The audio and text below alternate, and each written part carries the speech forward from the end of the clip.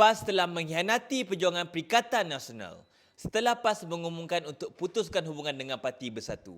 Pada pilihan raya Johor lepas, PAS telah berikan sokongan kepada Barisan Nasional dan menyebabkan kekalahan besar untuk gabungan Perikatan Nasional. Tan Sri Muhyiddin Yassin, Presiden Bersatu menzahirkan perasaan yang amat kecewa terhadap PAS. Lebih teruk, rundingan pembahagian kerusi untuk PRN Negeri Sembilan yang akan datang telah ditangguhkan selepas PAS mengambil pendirian untuk mengadakan rundingan politik antara Perikatan Nasional dan Barisan Nasional. Ini amat merisaukan kerana ianya dibuat tanpa perbincangan Majlis Tertinggi Perikatan Nasional.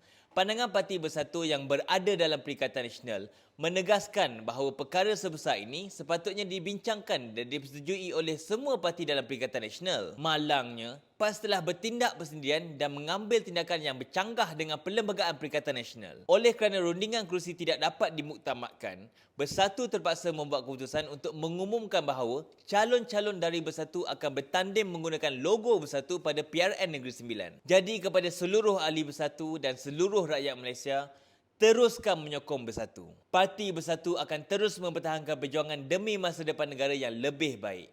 Bersatu, beramanah, bermaruah.